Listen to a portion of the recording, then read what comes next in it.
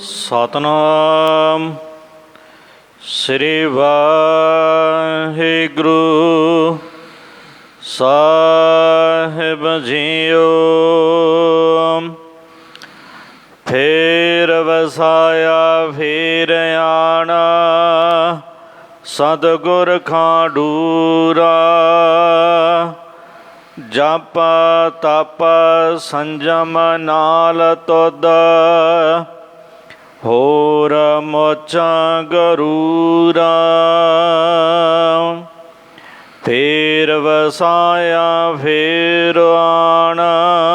ਵਾਹਿਗੁਰੂ ਜੀ ਕਾ ਖਾਲਸਾ, ਵਾਹਿਗੁਰੂ ਜੀ ਕੀ ਫਤਿਹ।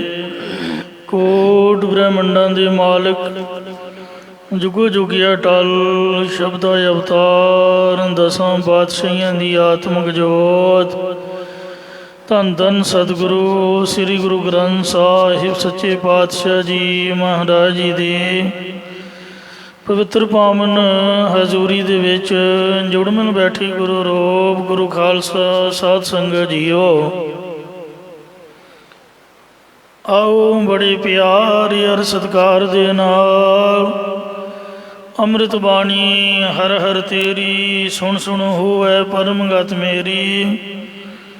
ਜਲਨ ਬੁਝੀ ਸੀਤਲ ਹੋਏ ਮਨੁਆ, ਸਤਿਗੁਰ ਕਾ ਦਰਸ਼ਨ ਪਾਏ ਜੀਓ। ਸਤਿਗੁਰਾਂ ਦੀ ਪਵਿੱਤਰ ਅੰਮ੍ਰਿਤ ਬਾਣੀ ਦੀ ਕਥਾ ਵਿਚਾਰ ਵਿਆਖਿਆ, ਸੋ ਸਰਵਣ ਕਰਕੇ ਲਾਹ ਪ੍ਰਾਪਤ ਕਰੋ ਜੀ। ਇੱਕ ਵਾਰ ਉਚਾਰਨ ਕਰੋ, ਸਤਨਾਮ ਸ੍ਰੀ ਵਾਹਿਗੁਰੂ ਜੀ। ਸਤਨਾਮ ਸ੍ਰੀ ਵਾਹਿਗੁਰੂ ਸਾਹਿਬ ਜੀਓ। ਫੇਰ ਵਸਾਇਆ ਫੇਰ ਆਣਾ। ਜੋ ਰਾਮਕਲੀ ਦੀ ਤੀਸਰੀ ਵਾਰ ਦੀ ਕਥਾ ਇਸ ਸਥਾਨ ਦੇ ਪ੍ਰਾਰੰਭ ਹੈ। ਰਾਮਕਲੀ ਕੀ ਵਾਰ ਰਾਏ ਬਲਵੰਡ ਤਥਾ ਸਤੈ ਡੂਮ ਆਖੀ।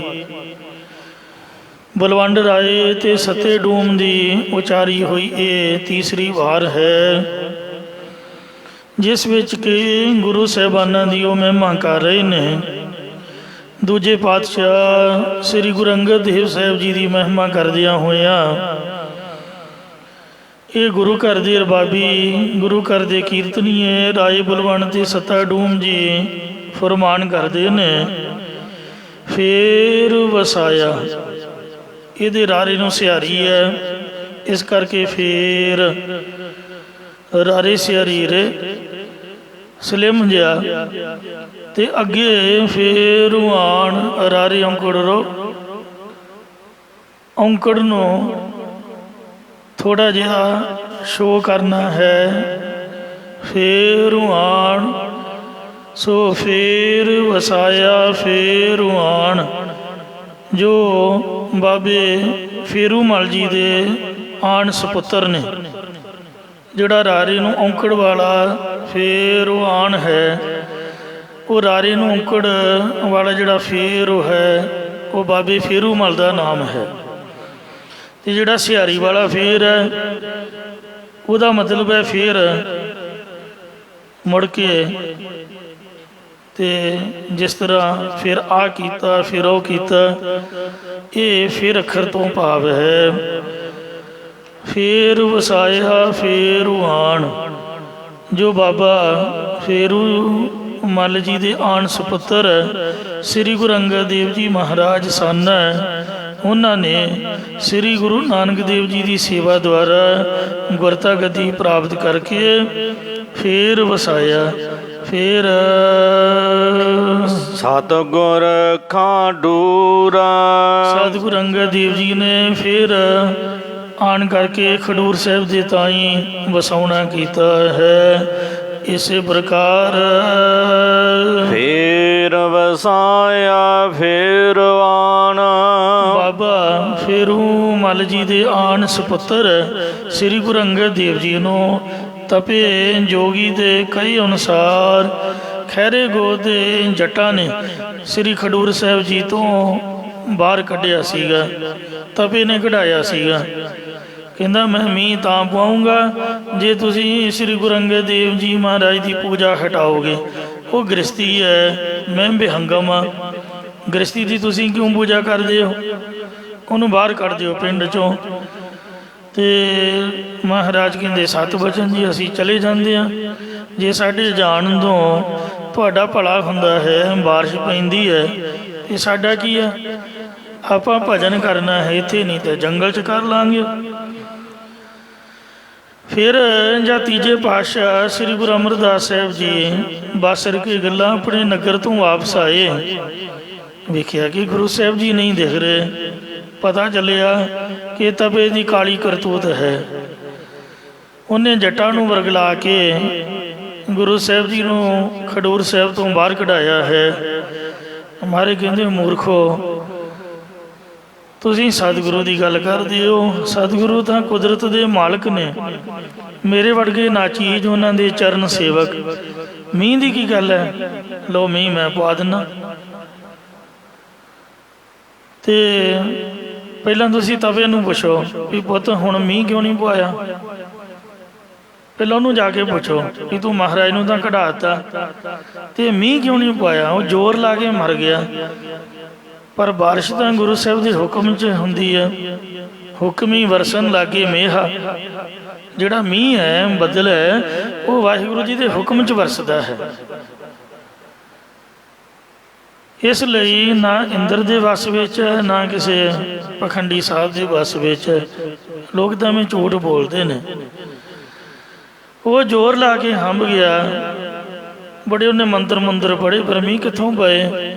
ਅਤੇ ਮਾਰੇ ਕਹਿੰਦੇ ਚੱਲ ਹੁਣ ਤੂੰ ਸਿੱਧਾ ਹੋ ਜਾ ਪੁੱਤ, ਤੂੰ ਸਾਡੇ ਗੁਰੂ ਸਾਹਿਬ ਦੀ ਬੇਅਦਬੀ ਕਰਾਈ ਹੈ ਇਹਨਾਂ ਲੋਕਾਂ ਦੇ ਕੋਲੋਂ। ਮਾਰੇ ਕਹਿੰਦੇ ਫੜ ਲਓ ਇਹਨੂੰ। ਜਿਹੜਾ ਵੀ ਬੰਦਾ ਤੁਸੀਂ ਇਹਨੂੰ ਗੁਰੂ ਮੰਨਦੀ ਹੋ ਨਾ ਤਬੇ ਨੂੰ, ਅਤੇ ਇਹਦੇ ਚਰਨ ਆਪਦੀ ਪੈਲੀ ਵਿੱਚ ਪਵਾ ਲਏਗਾ, ਉਹਦੀ ਪੈਲੀ ਪਾਣੀ ਨਾਲ ਭਰ ਜਾਏਗੀ। ਬਾਰਿਸ਼ ਉਸੇ ਪੈਲੀ 'ਚ ਪਊਗੀ ਜਿਹਦੇ 'ਚ ਇਹਦੇ ਚਰਨ ਪੈਣਗੇ। ਉਹ ਜਿਹੜਾ ਤਗੜਾ ਸੀਗਾ ਉਹ ਖਿੱਚ ਕੇ ਆਪਦੀ ਪੈਲੀ 'ਚ ਲੈ ਗਿਆ। ਦੂਜਿਆਂ ਨੇ ਕਿਹਾ ਵੀ ਸਾਡੀ ਪੈਲੀ ਕਦੇ ਖਾਲੀ ਨਾ ਰਹਿ ਜਾਏ। ਮਹਾਰਾਜ ਕਹਿੰਦੇ ਇਹ ਬਚਨ ਸਾਡਾ ਸੂਰਜ ਛਿਪਣ ਤੋਂ ਪਹਿਲਾਂ ਤੱਕ ਹੈ। ਜੇ ਸੂਰਜ ਛਿਪ ਗਿਆ ਫਿਰ ਇਹ ਬਚਨ ਨਹੀਂ ਚੱਲੂਗਾ ਮੇਰਾ। ਜਿੰਨਾ ਚਿਰ ਦੇਣੇ ਉਹਨਾਂ ਚਿਰ ਚਰਨ ਪਵਾਓ। ਇਉਂ ਉਹ ਬਾਰਿਸ਼ ਦੇ ਲਾਲਚੀ ਬੰਦੇ ਉਹਨਾਂ ਧੋ ਮਾਰ ਸੁੱਟਿਆ ਤਵੇ ਨੂੰ। ਅੱਤ ਦੀ ਗਰਮੀ ਮਰ ਮੂੰਹ 'ਚ ਉਹਦੇ ਝੱਗ ਵਗੇ ਪਈ, ਬੁਰੇ ਹਾਲ ਹੋ ਗਏ। ਅਤੇ ਜਦੋਂ ਨਟਾਲ ਹੋ ਕੇ ਡਿੱਗ ਪਿਆ ਅਤੇ ਮਹਾਰਾਜ ਕਹਿੰਦੇ ਵੀ ਇਹਦੀ ਹੱਡ ਪਸਲੀ ਵੀ ਜਿਹਦੀ ਪੈਲੀ 'ਚ ਲੱਗ ਜਾਓ ਉਹ ਪੈਲੀ ਪਾਣੀ ਨਾਲ ਭਰ ਜਾਓ। ਕਿਸੇ ਨੇ ਲੱਤ ਫੜ ਲਈ, ਕਿਸੇ ਨੇ ਬਾਂਹ ਫੜ ਲਈ, ਧੋ ਕੇ ਟੋਟਾ ਕਰ ਸੁੱਟਿਆ। ਜਦੋਂ ਐਨ ਪੂਰੀ ਨਸ਼ਾ ਹੋ ਗਈ ਫਿਰ ਮਹਾਰਾਜ ਕਹਿੰਦੇ ਲਓ ਭਾਈ ਹੁਣ ਰੱਬ ਦਿਆਲੂ ਹੈ। ਜਿਮ ਵਰਸੈ ਅੰਮ੍ਰਿਤ ਧਾਰਾ, ਮਨ ਪੀਵੈ ਸੁਣ ਸ਼ਬਦ ਵਿਚਾਰਾ। ਲਓ ਬਾਰਿਸ਼। ਤੁਸੀਂ ਗੁਰੂ ਸਾਹਿਬ ਦੀ ਸ਼ੰਕਾ ਕਰਦੇ ਹੋ, ਮਹਾਰਾਜ ਦੇ ਹੁਕਮ ਦੇ ਨਾਲ ਇੰਨਾ ਮੋਹਲੇ ਧਾਰ ਮੀਂਹ ਪਿਆ ਖੁੱਲ੍ਹ ਕੇ, ਸਾਰੇ ਖਡੂਰ ਸਾਹਿਬ ਦੀਆਂ ਪੈਲੀਆਂ ਨੇ ਹਾਲ ਹੋ ਗਈਆਂ। ਮਹਾਰਾਜ ਕਹਿੰਦੇ ਚਲੋ ਭਾਈ ਹੁਣ ਗੁਰੂ ਅੰਗਦ ਦੇਵ ਜੀ ਨੂੰ ਮਨਾ ਕੇ ਲਿਆਓ।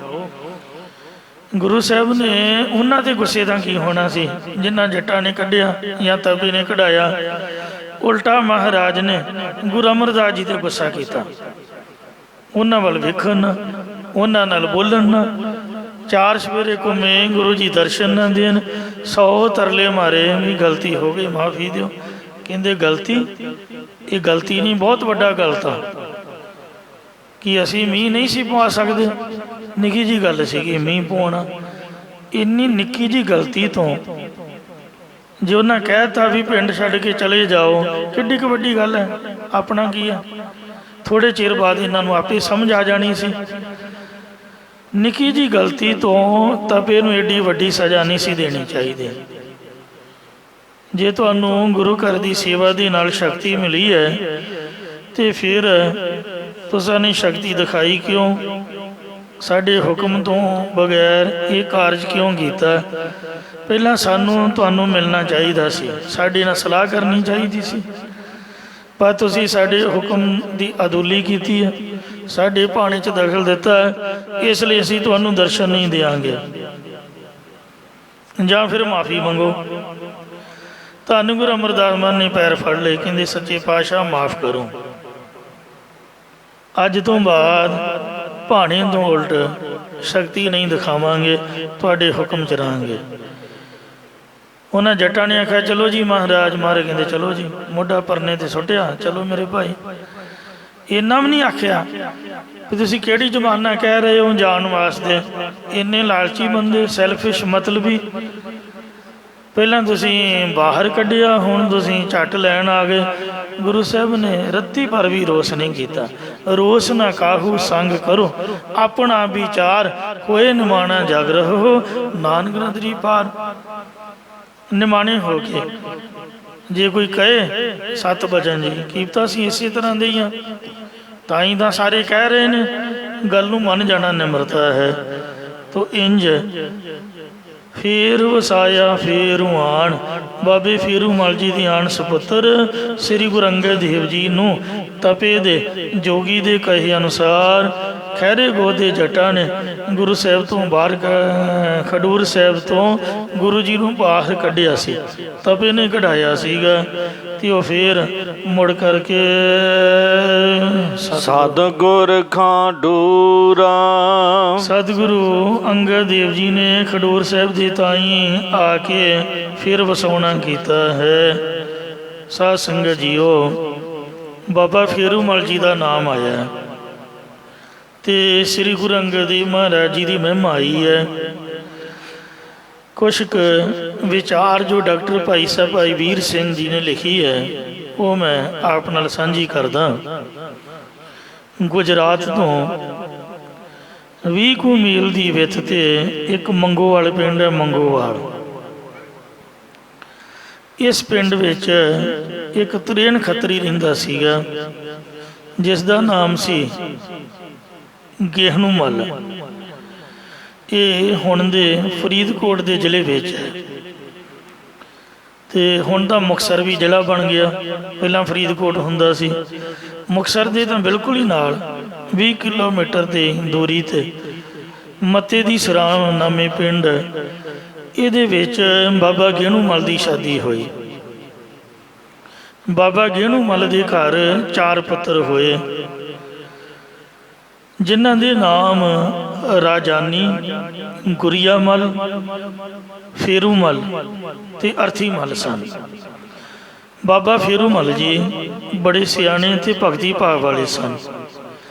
ਇਹਨਾਂ ਦੇ 3 ਭਰਾ ਤਾਂ ਪਿਤਾ ਜੀ ਪਾਸ ਮੰਗੋਵਾਲ ਵਿਖੇ ਹੀ ਰਹੇ, ਪਰ ਫੇਰੂ ਮੱਲ ਜੀ ਆਪਦੇ ਨਾਨਕੇ ਇਹਨਾਂ ਨੂੰ ਨਾਨਕੇ ਮੱਤੇ ਦੀ ਸਰਾਂ ਲੈ ਕੇ ਆਏ। ਨਾਨਕਿਆਂ ਨੇ ਇੱਥੇ ਕਿਸੇ ਪਿੰਡ ਬਾਬੇ ਫੇਰੂ ਮੱਲ ਜੀ ਦੀ ਸ਼ਾਦੀ ਬੀਬੀ ਸਭਰਾਈ ਨਾਲ ਕਰ ਦਿੱਤੀ। ਮੱਤੇ ਦੀ ਸਰਾਂ ਹੀ ਇੱਕ ਜੰਗੀਰਦਾਰ ਤਖਤੂ ਮੱਲ ਰਹਿੰਦਾ ਸੀ, ਤਖਤੂ ਮੱਲ, ਜਿਸ ਦਾ ਬੜਾ ਕਾਰੋਬਾਰ ਸੀਗਾ। ਉਹਨੇ ਬਾਬਾ ਫੇਰੂ ਮੱਲ ਨੂੰ ਹਿਸਾਬ ਕਿਤਾਬ ਲਈ ਮੁਨਸ਼ੀ ਰੱਖ ਲਿਆ। ਤਖਤੂ ਮੱਲ ਦੇ ਗਾਂ 7 ਪੁੱਤਰ ਤੇ 1 ਧੀ ਸੀਗੇ। ਤਖਤੂ ਮੱਲ ਦੀ ਲੜਕੀ ਦਾ ਨਾਮ ਤਾਂ ਸੀ ਵੀਰਾਂ ਬਾਈ, ਪਰ 7 ਭਰਾਵਾਂ ਦੀ 1 ਭੈਣ ਹੋਣ ਕਰਕੇ 7 ਭਰਾਈ ਜਾਂ 7 ਬਰਾਈ ਪ੍ਰਸਿੱਧ ਹੋ ਗਿਆ। ਬਾਬੇ ਫੇਰੂ ਮੱਲ ਨੂੰ ਬਰਾਈ ਜੀ ਸਗੇ ਭਰਾਵਾਂ ਦੀ ਤਰ੍ਹਾਂ ਪਿਆਰ ਕਰਦੀ ਸੀ। ਬਰਾਈ ਬੜੀ ਸਿਆਣੀ ਤੇ ਭਗਤੀ ਭਾਵ ਵਾਲੀ, ਪਿਤਾ ਜੀ ਦੀ ਬੜੀ ਹੋਈ ਲਾਡਲੀ ਸੀ। ਪਿਤਾ ਨੂੰ ਜੋ ਵੀ ਭਰਾਈ ਕਹਿੰਦੀ ਉਹ ਮੋੜਦਾ ਨਹੀਂ ਸੀ। ਫੇਰੂ ਮੱਲ ਦੀ ਸੁਪਤਨੀ ਦਾ ਨਾਮ ਤਾਂ ਸੀ ਸਭਰਾਈ, ਪਰ ਦਿਆਲੂ ਸੁਭਾਅ ਹੋਣ ਕਰਕੇ ਦਇਆ ਕੌਰ ਵੀ ਕਹਿੰਦੇ ਸਨ। ਦਇਆ ਕੌਰ ਦੀ ਕੁੱਖੋਂ 1 ਪੁੱਤਰ ਪੈਦਾ ਹੋਇਆ। ਸਾਧ ਸੰਗਤ ਜੀ, ਪਹਿਲਾਂ ਇਹਨਾਂ ਘਰ ਕੋਈ ਔਲਾਦ ਨਹੀਂ ਸੀ। ਬੜਾ ਇਹਨਾਂ ਨੇ ਪੀਰਾਂ ਫਕੀਰਾਂ ਨੂੰ ਮਨਾਇਆ, ਬੜੇ ਯਤਨ ਕੀਤੇ, ਪਰ ਔਲਾਦ ਨਾ ਹੋਈ।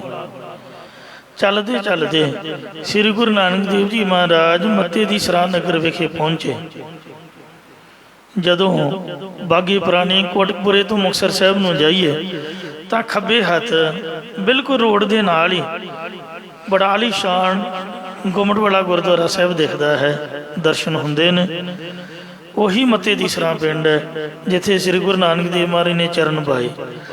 ਬਾਬਾ ਫੇਰੂਮਲ ਤੇ ਮਾਤਾ ਦਇਆ ਕੌਰ ਨੂੰ ਪਤਾ ਚੱਲਿਆ ਕਿ ਪੂਰਨ ਮਹਾਤਮਾ ਸਾਡੇ ਪਿੰਡ ਆਏ ਨੇ। ਆ ਕੇ ਮੱਥਾ ਟੇਕਿਆ, ਆਖਿਆ ਬਾਬਾ ਜੀ, ਗੁਰੂ ਸਾਹਿਬ ਜੀ, ਸਾਡੇ ਘਰ ਔਲਾਦ ਨਹੀਂ ਹੈ, ਕਿਰਪਾ ਕਰਕੇ ਸਾਨੂੰ ਬੱਚਾ ਬਖਸ਼ੋ। ਮਾਰੇ ਕਹਿੰਦੇ ਹੁਣ ਤੁਹਾਨੂੰ ਸੁਪੁੱਤਰ ਬਖਸ਼ਦੇ ਆ, ਤੇ ਸੁਪੁੱਤਰ ਵੀ ਇਹੋ ਜਿਹੇ ਬਖਸ਼ਦੇ ਆ ਜੋ ਸਾਡੀ ਗੁਰਤਾ ਗੱਦੀ ਦੇ ਮਾਲਕ ਹੋਣਗੇ। ਗੱਦੀ ਦੇ ਮਾਲਕ ਤੁਹਾਨੂੰ ਸੁਪੁੱਤਰ ਦਿੰਦੇ ਆ। ਇਹ ਮਹਾਰਾਜ ਨੇ ਵਰ ਦਿੱਤਾ। ਸ੍ਰੀ ਗੁਰੂ ਨਾਨਕ ਦੇਵ ਜੀ ਦੇ ਵਰ ਦੇ ਨਾਲ ਸਾਧ ਸੰਗਤ ਜੀਓ ਸੁਪੁੱਤਰ ਦਾ ਜਨਮ ਹੋਇਆ, ਜਿਹਦਾ ਨਾਮ ਰੱਖਿਆ ਗਿਆ ਸ੍ਰੀ ਪਾਵਨ ਲਹਿਣਾ ਮੱਲ ਜੀ। ਸ੍ਰੀ ਲਹਿਣਾ ਮੱਲ ਦਾ ਜਨਮ 1561 ਸੰਮਤ ਬਿਕਰਮੀ ਵੈਸਾਖ ਸੁਦੀ ਏਕਮ ਨੂੰ ਮੱਤੇ ਦੀ ਸਰਾਂ ਵਿਖੇ ਹੋਇਆ। ਤਖਤੂ ਮੱਲ ਦੀ ਸੁਪੁੱਤਰੀ ਭਰਾਈ ਖਿਆਰੀਆਂ ਦੇ ਖਡੂਰ ਮਹਿਮੇ ਚੌਧਰੀ ਨਾਲ ਵਿਆਹੀ ਹੋਈ ਸੀ, ਜੋ ਲਹਿਣਾ ਮੱਲ ਨੂੰ ਬਹੁਤ ਪਿਆਰ ਕਰਿਆ ਕਰਦੀ। ਪਾਵਨ ਲਹਿਣਾ ਮੱਲ ਜੀ ਵੀ ਭੂਆ ਜੀ ਕਹਿ ਕੇ ਬੁਲਾਇਆ ਕਰਦੇ ਸਨ। ਸ੍ਰੀ ਲਹਿਣਾ ਮੱਲ ਜੀ ਦੀ ਸ਼ਾਦੀ ਖਡੂਰ ਤੋਂ 2 ਕੁ ਦੂਰ ਸੰਗਰ ਪਿੰਡ ਵਿੱਚ ਹੋ ਗਈ। ਦੇਵੀ ਚੰਦ ਮਰਵਾਏ ਖੱਤਰੀ ਦੀ ਸੁਪੁੱਤਰੀ ਬੀਬੀ ਖੀਵੀ ਜੀ ਨਾਲ, ਤੇ ਉਹ ਭੂਆ ਜੀ ਨਹੀਂ ਕਰਾਈ, ਬੀਬੀ ਸਭਰਾਈ ਨੇ।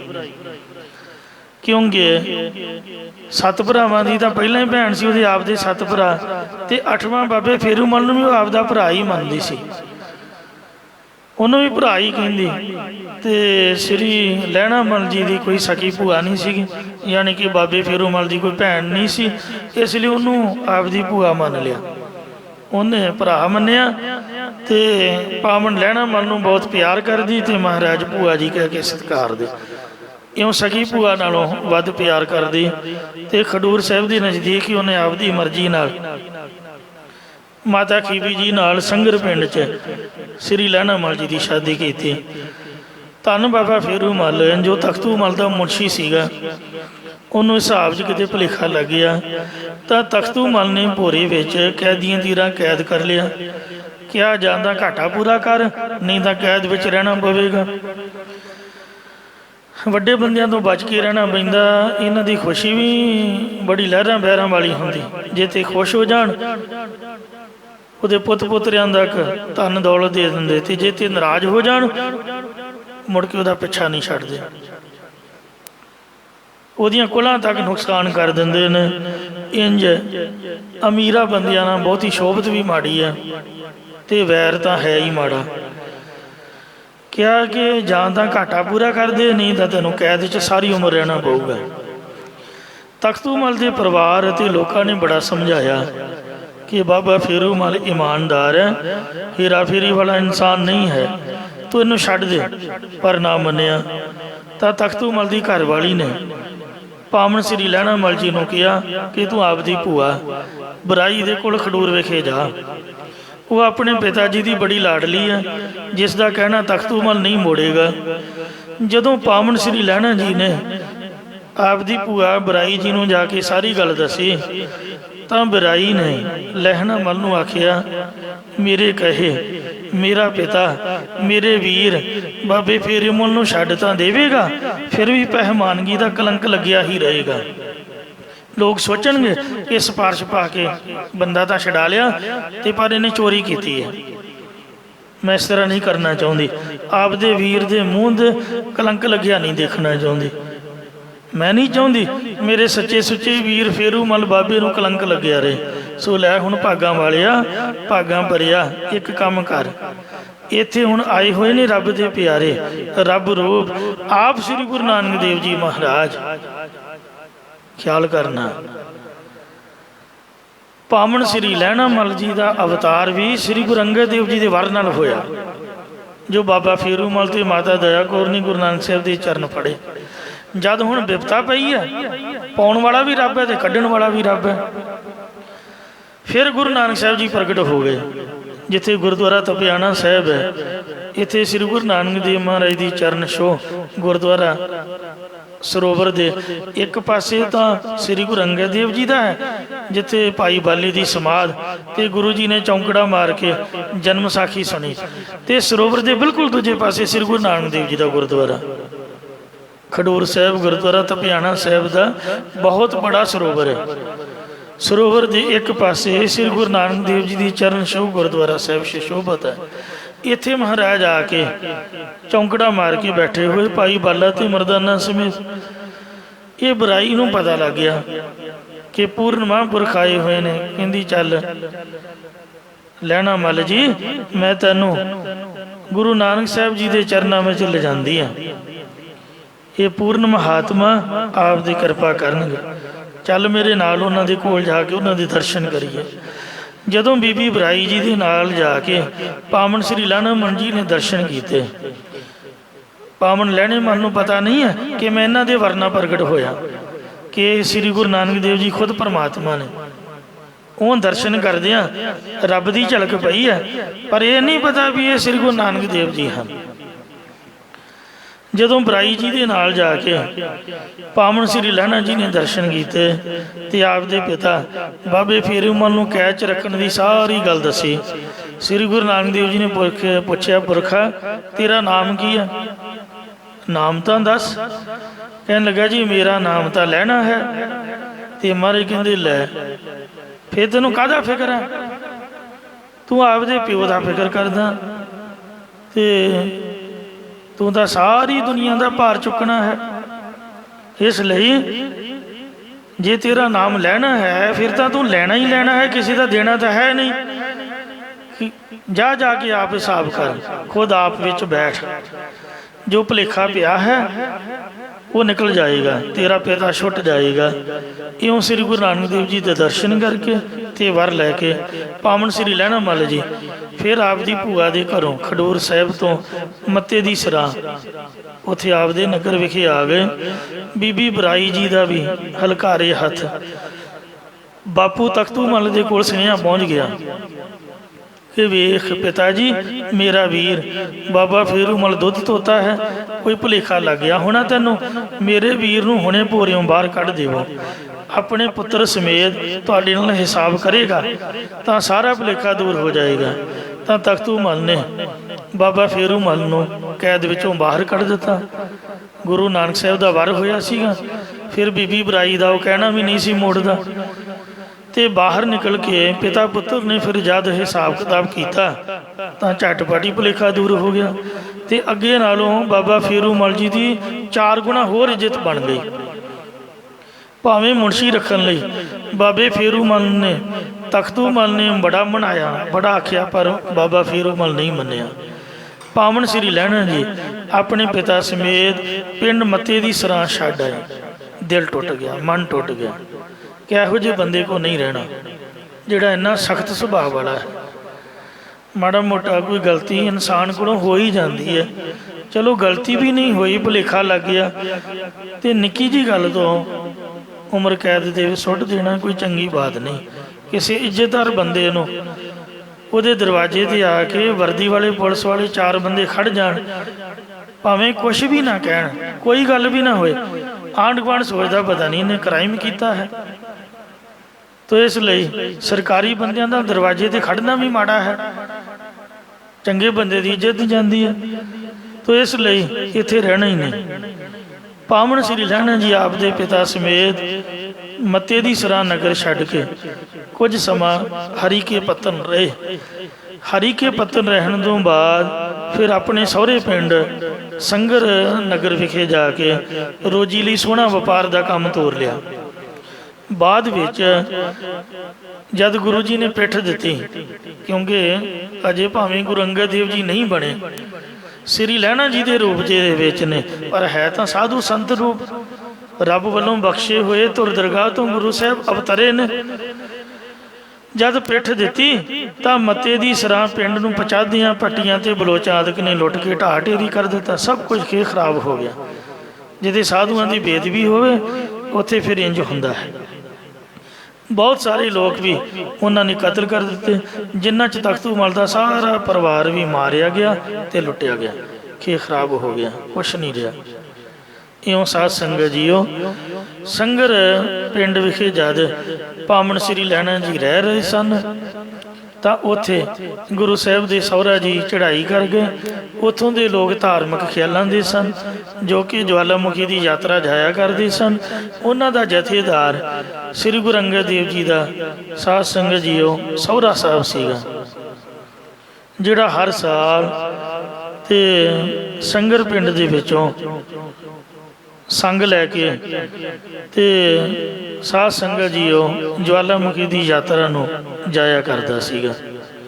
ਇਹਨਾਂ ਦੇ ਸਹੁਰਾ ਸਾਹਿਬ ਦਾ ਨਾਮ ਸੀ ਦੇਵੀ ਦਾਸ, ਨਾਮ ਵੀ ਦੇਵੀ ਦਾਸ ਤੇ ਸ਼ਰਧਾਲੂ ਵੀ ਜਵਾਲਾਮੁਖੀ ਦੇਵੀ ਦਾ। ਸੱਸ ਸੀ ਭਰਾਈ ਤੇ ਗੁਰੂ ਸਾਹਿਬ ਦੇ ਘਰੋਂ ਮਾਤਾ ਜੀ ਦਾ ਨਾਮ ਸੀ ਬੀਬੀ ਖੇਵੀ, ਮਾਤਾ ਖੇਵੀ। ਉਹਨਾਂ ਦਾ ਨਾਮ ਕਾਫੀ ਵਿਸਤਾਰ ਸਹਿਤ ਆਪਾਂ ਵਾਚਿਆ ਹੈ ਕਿ ਉਹਨਾਂ ਨੇ ਲੰਗਰ ਚਲਾਇਆ। ਕਿਉਂ ਸਾਰਾ ਟੱਬਰ ਬੜਾ ਧਾਰਮਿਕ ਖਿਆਲਾਂ ਦਾ ਸੀ। ਜਦ ਦੇਵੀ ਦਾ ਚੜ੍ਹਾਈ ਕਰ ਗਿਆ, ਨਗਰ ਨਿਵਾਸੀਆਂ ਨੇ ਆਖਿਆ ਵੀ ਹੁਣ ਤੁਹਾਡੇ ਸਹੁਰਾ ਸਾਹਿਬ ਤਾਂ ਰਹੇ ਨਹੀਂ, ਉਹ ਸਾਡੇ ਜਥੇਦਾਰ ਬਣ ਕੇ ਸਾਨੂੰ ਸੁੱਖ ਸ਼ਾਂਤੀ ਸਹਿਤ ਯਾਤਰਾ ਕਰਵਾਉਂਦੇ ਹੁੰਦੇ, ਹੁਣ ਤੁਸੀਂ ਸਾਡੇ ਜਥੇਦਾਰ ਬਣੋ, ਸਾਡੇ ਮੂਹਰੇ ਲੱਗੋ ਤੇ ਸਾਨੂੰ ਜਵਾਲਾਮੁਖੀ ਦੀ ਯਾਤਰਾ ਕਰਾ ਕੇ ਲਿਆਓ। ਤਾਂ ਗੁਰੂ ਸਾਹਿਬ ਕਹਿਣ ਲੱਗੇ ਵੀ ਗੱਲ ਇੰਝ ਹੈ ਕਿ ਵੀ ਮੇਰਾ ਮਨ ਤਾਂ ਨਹੀਂ ਕਰਦਾ ਜਵਾਲਾਮੁਖੀ ਦੇ ਜਾਣ ਨੂੰ, ਕਿਉਂਕਿ ਮਨ ਪ੍ਰਭੂ ਦੇ ਨਾਮ ਦੇ ਵਿੱਚ ਸ਼ੁਰੂ ਤੋਂ ਟਿਕਿਆ ਹੋਇਆ ਸੀ। ਤੇ ਮੈਂ ਸੁਣਿਆ ਹੈ ਕਿ ਕਰਤਾਰਪੁਰ ਸਾਹਿਬ ਸ੍ਰੀ ਗੁਰੂ ਨਾਨਕ ਦੇਵ ਜੀ ਬਿਰਾਜਮਾਨ ਨੇ, ਉਹਨਾਂ ਦੀ ਬੜੀ ਭਾਰੀ ਮਹਿਮਾ ਹੈ। ਜੇ ਤੁਸੀਂ ਸ੍ਰੀ ਗੁਰੂ ਨਾਨਕ ਦੇਵ ਜੀ ਮਹਾਰਾਜ ਦੇ ਦਰਸ਼ਨ ਕਰਨ ਨੂੰ ਮੰਨਦੇ ਹੋ ਤਾਂ ਫਿਰ ਮੈਂ ਤੁਹਾਡਾ ਸੰਗ ਲੈ ਕੇ ਜਾ ਸਕਦਾ। ਤੇ ਜਾਂਦੀ ਬਾਕੀ ਆਪਾਂ ਮੱਥਾ ਟੇਕ ਕੇ ਜਾਣਾ ਹੈ। ਕਹਿੰਦੇ ਲੈ ਇਹ ਤਾਂ ਹੋਰ ਚੰਗਾ ਹੋ ਗਿਆ, ਤੇ ਇਹ ਕੋਈ ਵਿਸ਼ੇਸ਼ ਬਾਤ ਤਾਂ ਹੈ ਨਹੀਂ, ਇਹਦੇ ਨਾਲ ਸਾਡਾ ਵੀ ਭਲਾ ਹੋਊਗਾ, ਤੁਹਾਡੇ ਚਰਨਾਂ ਵਿੱਚ ਸਾਡੀ ਕਲਿਆਣ ਹੋਊਗੀ, ਆਪਾਂ ਵੀ ਗੁਰੂ ਨਾਨਕ ਸਾਹਿਬ ਦੇ ਦਰਸ਼ਨ ਪਾ ਲਾਂਗੇ, ਸਾਨੂੰ ਵੀ ਦਰਸ਼ਨ ਕਰਾਇਓ ਜੀ। ਇਸ ਤਰ੍ਹਾਂ ਸਭ ਸੰਗਤਾਂ ਨੂੰ ਬਣਾ ਕੇ ਗੁਰੂ ਸਾਹਿਬ ਦੇ ਦਰਸ਼ਨਾਂ ਬਾਬਤ ਫਿਰ ਸਾਧ ਸੰਗਤ ਜੀਓ ਕਰਤਾਰਪੁਰ ਸਾਹਿਬ ਸੰਗ ਲੈ ਕੇ ਪਹੁੰਚੇ। ਤੇ ਉਹ ਜਵਾਲਾਮੁਖੀ ਦੀ ਜਿਹੜੀ ਦੇਵੀ ਸੀਗੀ, ਸੂਹੇ ਬਸਤਰਾਂ ਦੇ ਵਿੱਚ ਅੰਮ੍ਰਿਤ ਵੇਲੇ 2:30 ਵਜੇ ਸ੍ਰੀ ਗੁਰੂ ਨਾਨਕ ਦੇਵ ਜੀ ਦੇ ਪਾਵਨ ਦਰਬਾਰ ਦੇ ਵਿੱਚ ਝਾੜੂ ਲਾਉਂਦੀ ਵੇਖੀ ਤੇ ਗੁਰੂ ਸਾਹਿਬ ਨੇ ਪੁੱਛ ਹੀ ਲਿਆ। ਆਖਿਆ ਬੀਬੀ ਭੈਣਾ ਤੂੰ ਇਕੱਲੀ ਹੈ, ਇੰਨੇ ਸੋਹਣੇ ਕੱਪੜੇ ਪਾਏ ਹੋਏ ਨੇ, ਤੇਰੇ ਨਾਲ ਨਹੀਂ ਕੋਈ ਹੈ, ਤੂੰ ਕੌਣ ਹੈ, ਇੰਨੀ ਸਵਖਤੇ ਕਿੱਥੋਂ ਆਈ ਹੈ? ਕਹਿਣ ਲੱਗੀ ਤੂੰ ਮੈਨੂੰ ਪਹਿਚਾਣਿਆ ਨਹੀਂ? ਕਹਿੰਦੇ ਜੀ ਮੇਰੀ ਪਹਿਚਾਣ ਨਹੀਂ ਤੇ ਮੈਂ ਨਹੀਂ ਜਾਣਦਾ। ਕਹਿੰਦੇ ਮੈਂ ਉਹੀ ਦੇਵੀ ਹਾਂ ਜਵਾਲਾਮੁਖੀ ਦੀ, ਜਿਹਦੀ ਯਾਤਰਾ ਨੂੰ ਤੂੰ ਸੰਗ ਲੈ ਕੇ ਚੱਲਿਆ। ਇਹ ਮਾਤਾ ਅੱਜ ਤਾਂ ਤੇਰੇ ਦਰਸ਼ਨਾਂ ਨੂੰ ਚੱਲੇ ਆ ਤੇ ਤੂੰ ਇੱਥੇ ਕਿਵੇਂ? ਕਹਿੰਦੀ ਇੱਥੋਂ ਹੀ ਤਾਂ ਮੈਂ ਝਾੜੂ ਦੇ ਕੇ ਗੁਰੂ ਸਾਹਿਬਾਂ ਤੋਂ ਵਾਰ ਲੈਂਦੀ ਆ ਤੇ ਅੱਗੇ ਇਹੀ ਵਾਰ ਜਾ ਕੇ ਆਪਦੇ ਭਗਤਾਂ ਨੂੰ ਵੰਡਦੀ ਆ। ਕਹਿੰਦੇ ਠੀਕ ਹੈ ਫਿਰ ਮਾਤਾ ਤੂੰ ਸਾਨੂੰ ਦੱਸ ਦਿੱਤਾ ਤਾਂ ਚੰਗਾ ਕੀਤਾ, ਏਡੀ ਦੂਰ ਜ਼ਰੂਰ ਆਪਾਂ ਸਫ਼ਰ ਕੱਟਣਾ, ਕਿੰਨਾ ਹਰਜਾ ਖਰਜਾ ਸਿਹਤ ਦਾ, ਸਮੇਂ ਦਾ, ਸਭ ਕੁਛ ਦਾ, ਤੇ ਆਪਾਂ ਕਿਉਂ ਨਾ ਇੱਥੇ ਹੀ ਮੁੱਢ ਨੂੰ ਹੀ ਫੜ ਲਈਏ, ਆਪਾਂ ਸਿੱਧੇ ਗੁਰੂ ਨਾਨਕ ਸਾਹਿਬ ਨਾਲ ਜੁੜ ਜਾਂਦੇ ਆ। ਫਿਰ ਸੰਗ ਨੂੰ ਕਹਿ ਦਿੱਤਾ ਗੁਰਮੁਖੋ ਮੈਂ ਤਾਂ ਜਿੱਥੇ ਆਉਣਾ ਸੀ ਆ ਗਿਆ, ਤੁਹਾਡੀ ਮਰਜ਼ੀ ਹੈ ਤੁਸੀਂ ਵਾਪਸ ਜਾਓ, ਤੁਹਾਡੀ ਮਰਜ਼ੀ ਅੱਗੇ ਜਵਾਲਾਮੁਖੀ ਦੀ ਯਾਤਰਾ ਨੂੰ ਜਾਓ, ਵੀ ਮੈਂ ਤਾਂ ਹੁਣ ਗੁਰੂ ਨਾਨਕ ਸਾਹਿਬ ਦੀ ਸਿੱਖੀ ਕਮਾਉਣੀ ਹੈ, ਮੈਂ ਤਾਂ ਇੱਥੇ ਰਹਿ ਕੇ ਸੇਵਾ ਕਰਨੀ ਹੈ। ਮੇਰੇ ਘਰਦਿਆਂ ਨੂੰ ਤੁਸੀਂ ਜਾ ਕੇ ਦੱਸ ਦਿਓ ਵੀ ਉਹ ਨਹੀਂ ਆਉਣ ਵਾਲੇ ਹਨ, ਉਹ ਤਾਂ ਹੁਣ ਉੱਥੇ ਗੁਰਦੁਆਰੇ ਰਹਿ ਪਏ ਨੇ, ਜਾ ਕੇ ਸੁਨੇਹਾ ਦੇ ਦਿਓ। ਇੰਜ ਸਾਧ ਸੰਗਤ ਜੀਓ ਸਤਿਗੁਰੂ ਅੰਗਦ ਦੇਵ ਮਹਾਰਾਜ ਜੀ ਤੇ ਕਿਰਪਾ ਹੋਈ ਸੀਗੀ। ਇੱਕ ਗੁਰਮਤਿ ਸਾਖੀ ਸਾਗਰ ਮੇਰੇ ਕੋਲ ਪੁਸਤਕ ਹੈ, ਪੋਥੀ ਸਾਹਿਬ, ਜਿਹੜੀ ਸਿੰਘ ਸਾਹਿਬ ਗਿਆਨੀ ਮਨੀ ਸਿੰਘ ਜੀ ਨੇ ਲਿਖੀ ਹੈ। ਇਹ ਜਿਹੜੀ ਸਾਖੀ ਤੁਹਾਨੂੰ ਸੁਣਾਈ ਹੈ ਬਾਬਾ ਗੇਣੂ ਮੱਲ ਦੀ, ਜਿਹੜਾ ਗੁਰੂ ਅੰਗਦ ਦੇਵ ਜੀ ਦਾ ਦਾਦਾ ਹੋਇਆ, ਇਹ ਗੇਣੂ ਮੱਲ ਨਾਮ ਭਾਈ ਵੀਰ ਸਿੰਘ ਨੇ ਲਿਖਿਆ। ਜਿਸ ਤਰ੍ਹਾਂ ਡਾਕਟਰ ਭਾਈ ਵੀਰ ਸਿੰਘ ਸਾਹਿਬ ਨੇ ਅਸ਼ਟਗੁਰ ਚਮਤਕਾਰ ਦੇ ਵਿੱਚ ਸਾਖੀ ਲਿਖੀ ਹੈ, ਇਨ ਬਿਨ ਉਸੇ ਤਰ੍ਹਾਂ ਹੀ ਮੈਂ ਤੁਹਾਨੂੰ ਭਾਈ ਵੀਰ ਸਿੰਘ ਦੀ ਲਿਖਤ ਸੁਣਾਈ ਹੈ।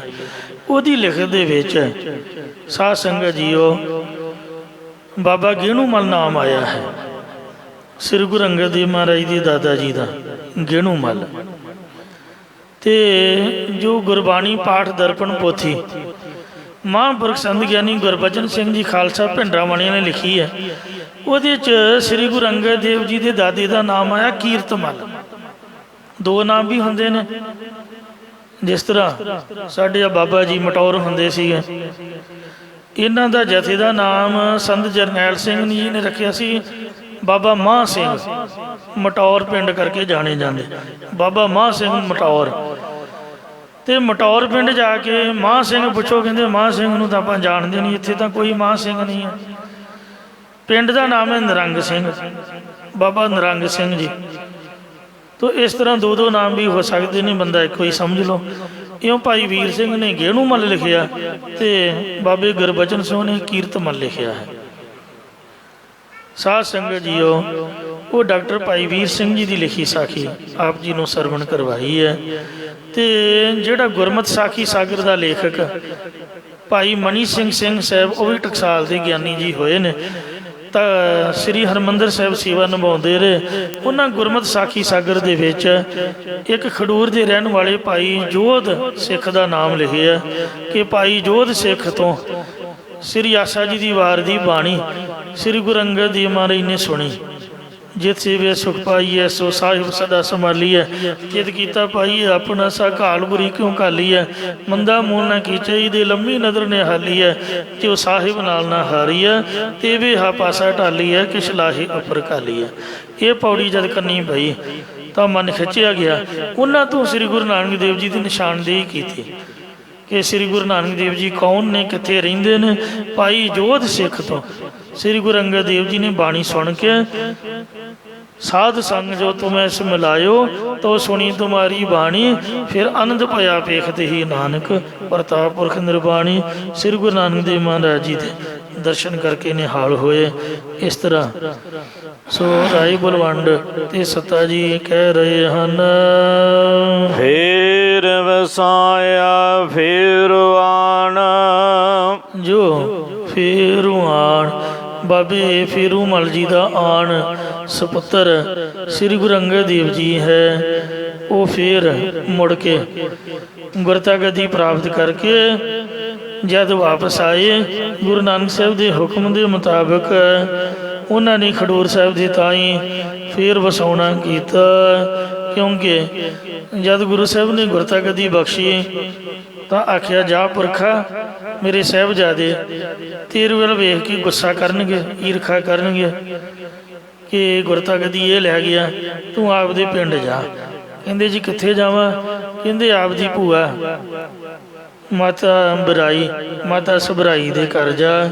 ਤੋ ਗੁਰੂ ਸਾਹਿਬ ਦੇ ਹੁਕਮ ਮੁਤਾਬਕ ਫਿਰ ਮਹਾਰਾਜ ਜੀ ਖਡੂਰ ਸਾਹਿਬ ਦੇ ਵਿਖੇ ਆ ਕੇ ਮਾਤਾ ਸਬਰਾਈ ਜੀ ਦੇ ਘਰ ਉੱਥੇ ਨਿਵਾਸ ਕੀਤਾ, ਜਿੱਥੇ ਗੁਰਦੁਆਰਾ ਸੋ ਮਾਤਾ ਬਰਾਈ ਜੀ ਦਾ ਹੈ ਖਡੂਰ ਸਾਹਿਬ ਦੇ ਅੰਦਰ। ਇੱਕ ਗੁਰਦੁਆਰਾ ਖੱਡੀ ਸਾਹਿਬ ਹੈ, ਇੱਕ ਗੁਰਦੁਆਰਾ ਮੱਲ ਅਖਾੜਾ, ਇੱਕ ਅੰਦਰ ਗੁਰਦੁਆਰਾ ਹੈ ਜਿੱਥੇ ਗੁਰੂ ਅੰਗਦ ਦੇਵ ਜੀ ਆ ਕੇ ਕੋਠਾ ਸਾਹਿਬ ਦੇ ਵਿੱਚ ਸ੍ਰੀ ਗੁਰੂ ਨਾਨਕ ਦੇਵ ਮਹਾਰਾਜ ਜੀ ਦੇ ਵਿਰਾਗ ਦੇ ਵਿੱਚ 6 ਮਹੀਨੇ ਅੰਦਰ ਆਪਣੇ ਆਪ ਨੂੰ ਬੰਦ ਕਰਕੇ ਰੱਖਿਆ ਸੀ।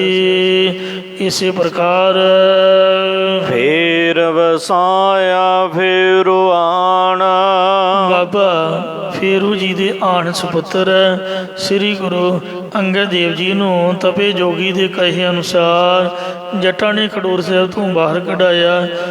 ਤੇ ਫਿਰ ਮੁੜ ਕੇ ਸਤਿਗੁਰੂ ਜੀ ਨੇ ਖਡੂਰ ਸਾਹਿਬ ਦੇ ਤਾਈਂ ਸਤਿਗੁਰ ਖਾਡੂਰਾ, ਸਤਿਗੁਰੂ ਅੰਗਦ ਦੇਵ ਮਹਾਰਾਜ ਜੀ ਨੇ ਆ ਕੇ ਖਡੂਰ ਸਾਹਿਬ ਦੇ ਤਾਈਂ ਵਸਾਉਣਾ ਕੀਤਾ।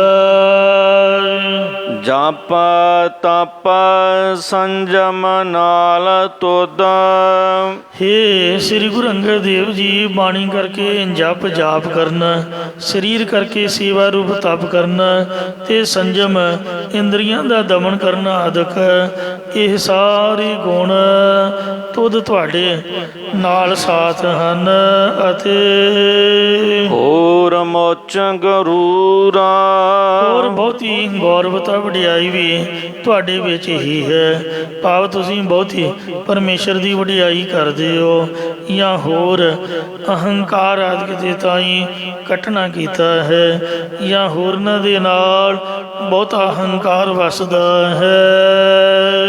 ਲੱਭਵਣਾ ਹੈ ਮਾਨਸਾ।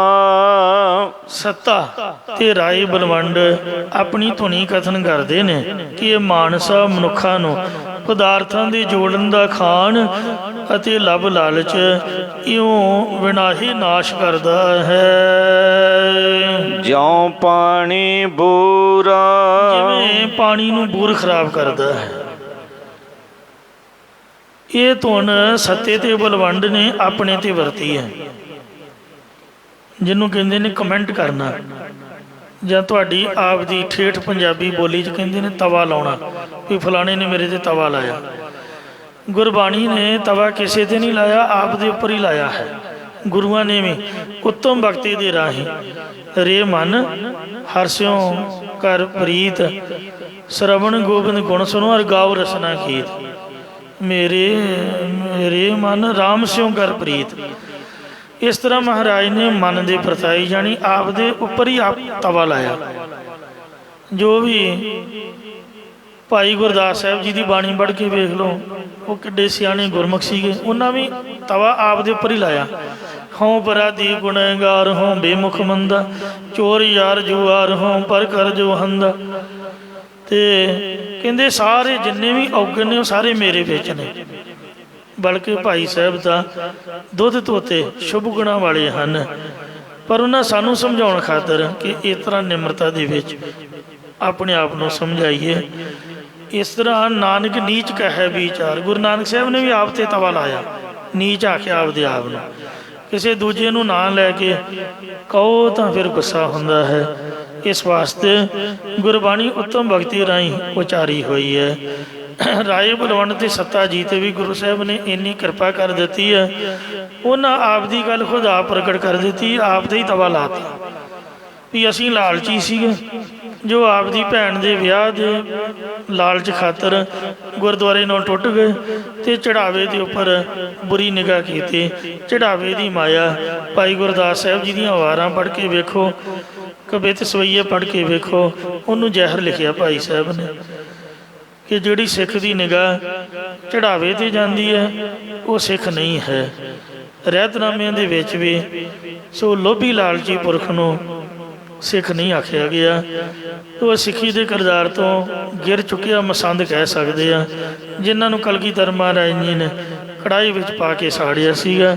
ਉਹ ਇਸ ਵਾਸਤੇ ਆਪ ਦੀ ਗਲਤੀ ਨੂੰ ਮੰਨਦੇ ਨੇ ਕਿ ਅਸੀਂ ਦੋਵੇਂ ਭਰਾਵਾਂ ਨੇ ਪਦਾਰਥ ਦੇ ਜੋੜਨ ਦੇ ਖਾਣ ਦੇ ਲਾਲਚ ਕਰਕੇ ਬੜੇ ਦੁਖੀ ਹੋਏ। ਲਾਲਚ ਬੁਰੀ ਬਲਾ ਹੁੰਦੀ ਹੈ। ਜਿਹੜਾ ਲਾਲਚ ਹੁੰਦਾ ਇਹ ਹਲਕੇ ਕੁੱਤੇ ਵਰਗਾ ਹੁੰਦਾ, ਜੋ ਇਨਸਾਨ ਨੂੰ ਇਨਸਾਨ ਨਹੀਂ ਰਹਿਣ ਦਿੰਦਾ, ਕੁੱਤਾ ਬਣਾ ਦਿੰਦਾ ਹੈ। ਉਹ ਹਰੇਕ ਨੂੰ ਵੱਢਣ ਖਾਣ ਨੂੰ ਪੈਂਦਾ, ਗੁੱਸਾ ਕਰਦਾ ਹੈ, ਲੜਾਈ ਕਰਦਾ ਹੈ, ਝਗੜਾ ਕਰਦਾ ਹੈ। ਜੇ ਕਿਸੇ ਲੜਾਈ ਵਾਲੇ ਝਗੜੇ ਵਾਲੇ ਨੂੰ ਮਨਾਉਣਾ ਹੋਵੇ ਤਾਂ ਉਹਨੂੰ ਪੈਸੇ ਦੇ ਕੇ ਚੁੱਪ ਕਰਾਇਆ ਜਾ ਸਕਦਾ, ਮਤਲਬ ਪੈਸੇ ਲੈ ਕੇ ਚੁੱਪ ਕਰੂਗਾ, ਉਹ ਨਹੀਂ ਤਾਂ ਫਿਰ ਮੂੰਹ ਦੇ ਵਿੱਚੋਂ ਕੁੱਤੇ ਦੀ ਤਰ੍ਹਾਂ ਇਸ ਤਰ੍ਹਾਂ ਹਲਕੇ ਕੁੱਤੇ ਦੇ ਮੂੰਹ 'ਚੋਂ ਝੱਗ ਵਗਦੀ ਹੈ, ਇਹ ਨਿੰਦਿਆ ਰੂਪੀ ਝੱਗ ਸੁੱਟਦਾ ਹੈ।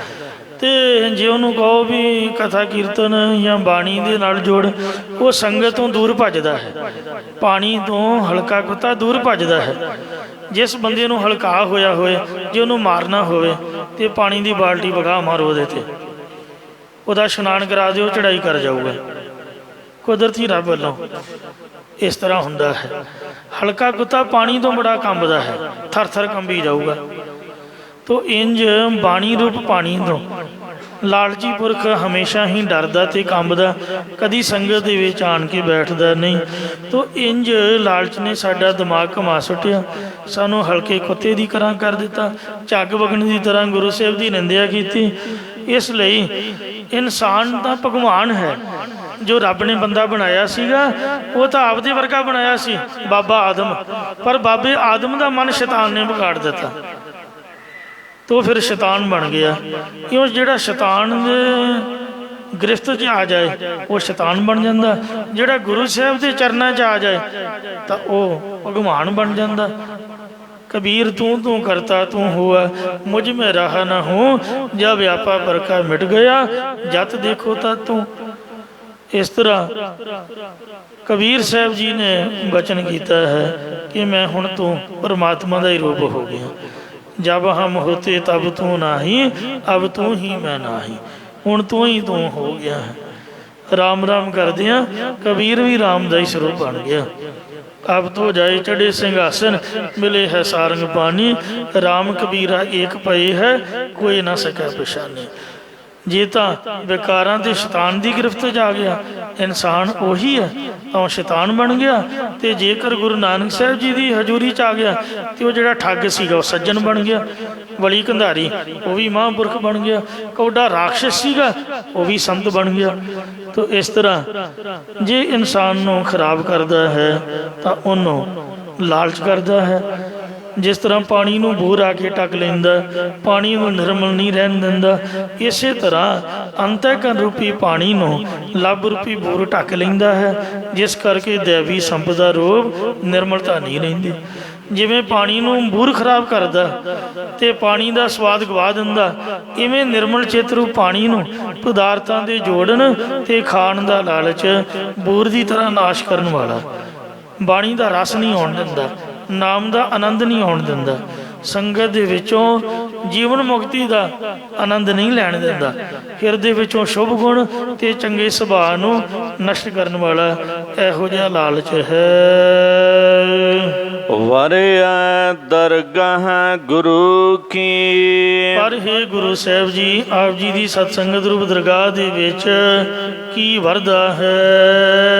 कुदरती नूर, कुदरती ईश्वरी नूर प्रकाश इलाही नूर बरसदा है।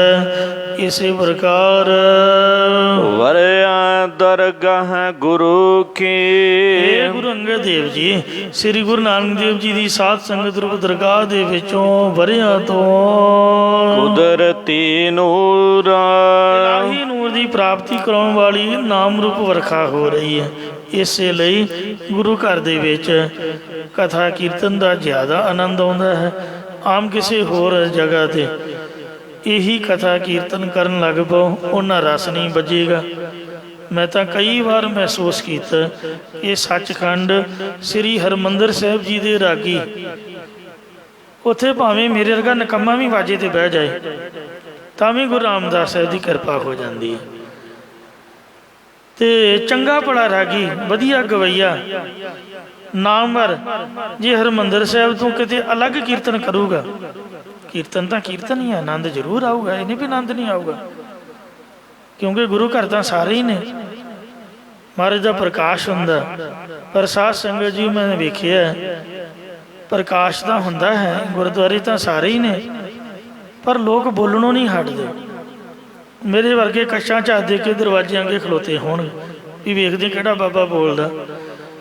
साडे मन का यह सुभाअ नहीं भी चौंकड़ा मार के आनंद लैना, उहदी आवाज़ परखांगे, उहदे कपड़े वेखांगे, उहदा चेहरा वेखांगे भी किस तरह का है, किहड़ी गड्डी ते आया, किस तरह ही चलदा है, किवें बहिंदा है, किस तरह गाउंदा है, शब्द का आनंद नहीं लेना। तो इस वास्ते रागी उही होणगे, स्पीकर जिन्ने मर्जी वधिया ला लो पर जब आपां ही बोलणों नहीं हटना एकाग्रता नहीं बनती, उस तरह का वातावरण नहीं बनता। तो इस वास्ते जिहड़ा हरमंदर साहब के कीर्तन का आनंद है कुछ अलग ही है। शायद सरोवर दे विच उहदे च भी कोई ताकत है। साजां दे विचों एक साज है जल तरंग, वो कुप्पियां जिहां च पानी पा के रख दिंदे ने ते वो पानी नूं ही घट वध करके चमचियां जिहां दे नाल सुर करदे ने। तो इउं जिहड़ा पानी है जल है इहदी भी बड़ी महिमा हुंदी है। जद आवाज़ अमृत सरोवर नाल टच करके कन्नां च जांदी है तो वातावरण शांत हुंदा, उहदा भी कुछ विशेष आनंद बनता। इसलिए महाराज ने फरमाया डिठे सभे थाव नहीं तुद जेहिया। क्यों नहीं तुद जेहिया? क्योंकि जिन्ना आनंद उत्थे बनता उन्ना किसी होर जगह ते नहीं हुंदा।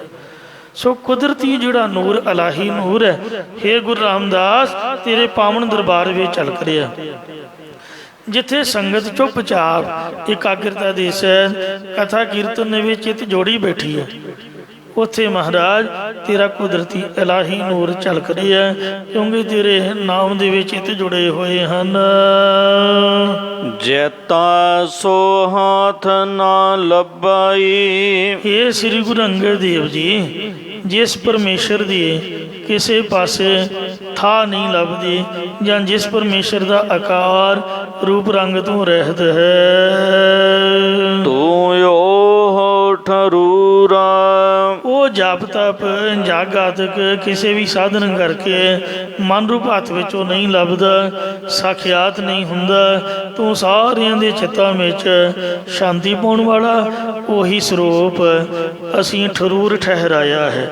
ਭਾਵ ਉਹ ਪਰਮੇਸ਼ਰ ਸਰਗੁਣ ਸਰੂਪ ਦੇ ਵਿੱਚ ਗੁਰੂ ਰੂਪ ਧਾਰ ਕੇ ਦਰਸ਼ਨ ਦੇ ਰਿਹਾ ਹੈ। ਨੌ ਨਿਦ ਨਾਮਨ ਦਾਨ ਹੈ। ਇਹ ਗੁਰੂ ਜੀ, ਤੁਹਾਡੇ ਕੋਲ 9 ਨਿਧੀਆਂ ਦੇ ਦੇਣ ਵਾਲਾ ਪਰਮੇਸ਼ਰ ਦਾ ਨਾਮ ਰੂਪ ਖਜ਼ਾਨਾ ਹੈ। ਤੁਧ ਵਿੱਚ ਭਰਪੂਰ, ਅਤੇ ਤੁਹਾਡੇ ਵਿੱਚ ਸ਼ੁਭ ਗੁਣ ਲਬਾਲਬ ਭਰੇ ਹੋਏ ਹਨ। ਨਿੰਦਾ ਤੇਰੀ ਜੋ ਕਰੇ। ਇਹ ਸ੍ਰੀ ਗੁਰੂ ਅੰਗਦ ਦੇਵ ਜੀ, ਜਿਹੜਾ ਵੀ ਪੁਰਖ ਤੇਰੀ ਨਿੰਦਿਆ ਬਕੀਰਤੀ ਕਰਦਾ ਹੈ, ਸੋ ਵੰਝੈ ਚੂਰਾ। ਉਹ ਚੂਰਨ ਭਾਵ ਨਸ਼ਟ ਹੋ ਜਾਂਦਾ ਹੈ। ਜਿਵੇਂ ਪਹਿਲਾਂ ਸੰਖੇਪ ਰੂਪ ਦੇ ਵਿੱਚ ਬੇਨਤੀ ਕੀਤੀ ਹੈ ਤਪੇ ਬਾਰੇ। ਜਿਸ ਵੇਲੇ ਖਡੂਰ ਸਾਹਿਬ ਗੁਰੂ ਅੰਗਦ ਦੇਵ ਜੀ ਨਿਵਾਸ ਕਰਦੇ, ਉੱਥੇ ਗੁਰੂ ਘਰ ਦਾ ਹੀ ਦੋਖੀ ਸੀਗਾ ਜਿਹੜਾ ਤਪਾ ਸੀਗਾ, ਪਖੰਡੀ ਵੀ ਰੱਜ ਕੇ ਸੀ। ਬਾਰਿਸ਼ ਤਾਂ ਕੁਦਰਤੀ ਕਾਫੀ ਸਮੇਂ ਤੋਂ ਨਹੀਂ ਪਈ, ਇਹਨੇ ਉਹਦਾ ਬੈਨੀਫਿਟ ਲੈਣਾ ਚਾਹਿਆ ਸੀ। ਇਹਦੇ ਚੇਲਿਆਂ ਨੇ ਇਕੱਠੇ ਹੋ ਕੇ ਨਾਮ ਬੈਣ ਦਾ ਕਾਰਨ ਪੁੱਛਿਆ, ਤਾਂ ਜੱਟਾਂ ਦੇ ਸਵਾਰ ਤੋਂ ਲਾਭ ਉਠਾਉਂਦਿਆਂ ਤਪਾ ਖੈਰੇ ਜੱਟਾਂ ਨੂੰ ਕਹਿਣ ਲੱਗਾ ਕਿ ਗੁਰੂ ਅੰਗਦ ਦੇਵ ਜੀ ਪਰਿਵਾਰ ਸਮੇਤ ਖਡੂਰ ਸਾਹਿਬ 'ਚ ਰਹਿੰਦੇ ਨੇ, ਤੁਸੀਂ ਦੱਸੋ ਮੀਂਹ ਕਿੱਥੋਂ ਪਏਗਾ? ਤੁਸੀਂ ਤਾਂ ਮੇਰੇ ਚੇਲੇ ਹੋ। ਸਿੱਖ ਸੰਗਤਾਂ ਗੁਰੂ ਜੀ ਨੂੰ ਦੂਰੋਂ ਦੂਰੋਂ ਆ ਕੇ ਮੰਨਦੀਆਂ ਨੇ। ਜੱਟਾਂ ਨੇ ਕਿਹਾ, ਤਬਾ ਜੀ ਠੀਕ ਹੈ ਜੀ, ਤੁਹਾਡਾ ਵਚਨ ਸੱਤ ਹੈ, ਇਸ ਕਰਕੇ ਮੀਂਹ ਨਹੀਂ ਪੈਂਦਾ। ਸਾਰੇ ਖੈਰੇ ਜੱਟ ਇਕੱਠੇ ਹੋ ਕੇ ਕਹਿਣ ਲੱਗੇ, ਮਹਾਰਾਜ ਮੀਂਹ ਨਹੀਂ ਪੈਂਦਾ, ਆਪ ਚਲੇ ਜਾਓ।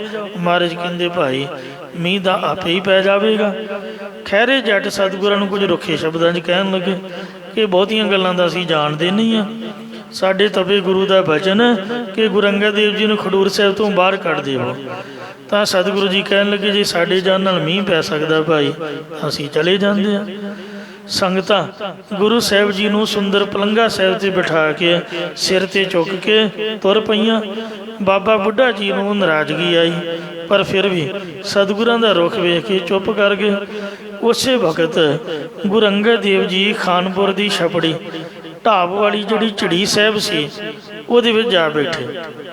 ਇਹ ਜਿਹੜਾ ਪਾਵਨ ਸਥਾਨ ਹੈ, ਜਦੋਂ ਤੁਸੀਂ ਜਲੰਧਰ ਤੋਂ ਅੰਮ੍ਰਿਤਸਰ ਨੂੰ ਜਾਂਦੇ ਹੋ ਤਾਂ ਬਿਆਸ ਦਰਿਆ ਟੱਪਦਿਆਂ ਸਾਰ ਹੀ